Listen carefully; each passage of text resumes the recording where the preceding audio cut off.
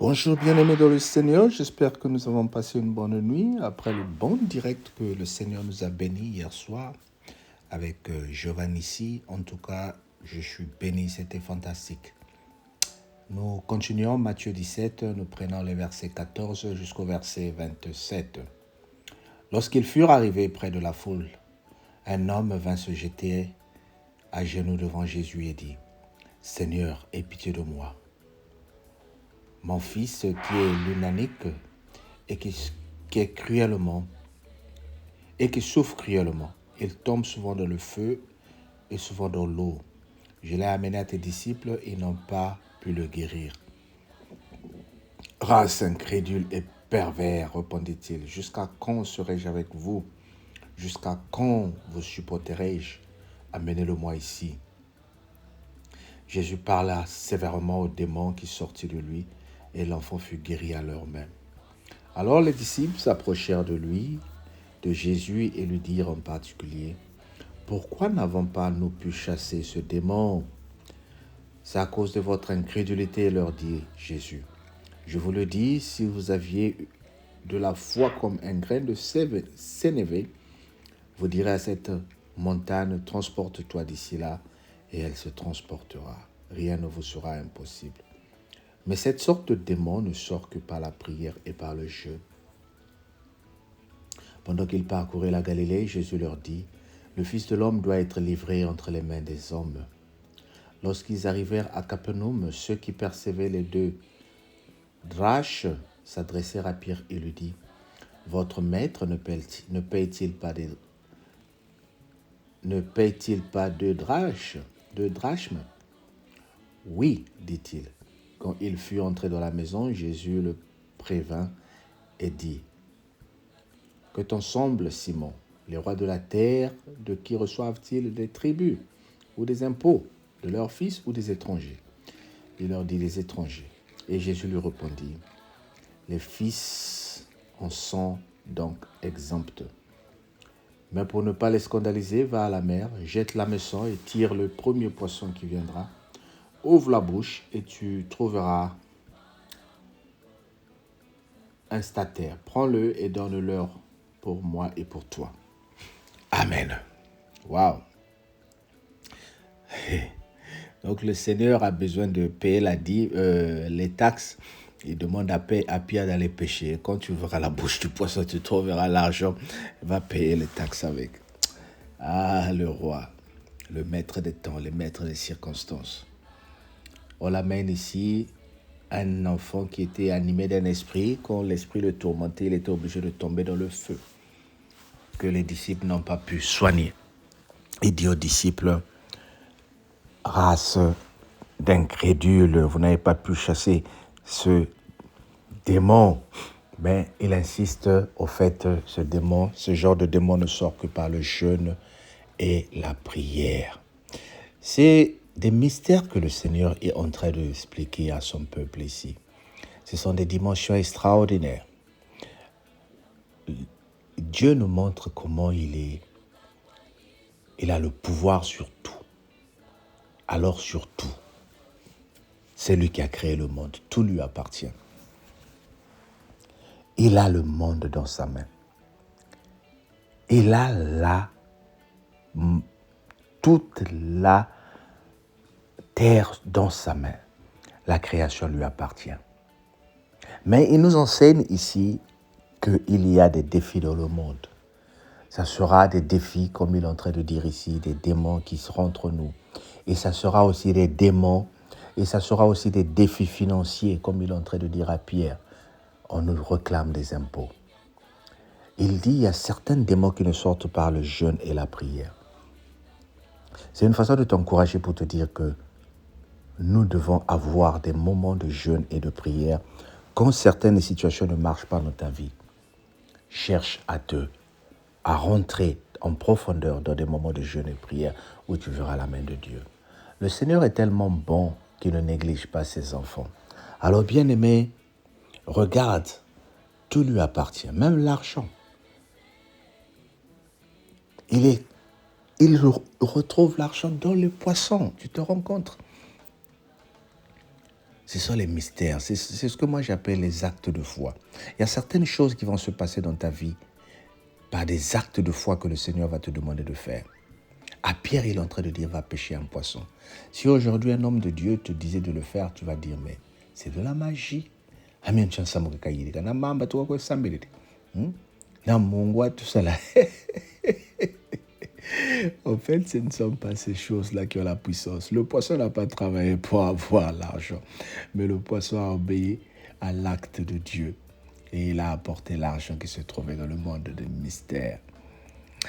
Bien-aimé, chaque homme de Dieu a reçu une grâce de Dieu. Et cette grâce se manifeste d'une façon ou d'une autre. Comme je disais hier soir, je ne peux que te donner ce que j'ai. Si le Seigneur me met à cœur de prier pour toi en faisant ceci, tant que ça se concorde avec les Écritures, observe ce que l'homme de Dieu te dit.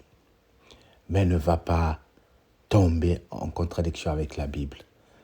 Il y a des hommes de Dieu, par exemple, qui vont essayer de te manipuler en te demandant de faire des choses qui ne sont pas bibliques. Là, il faut que tu résistes.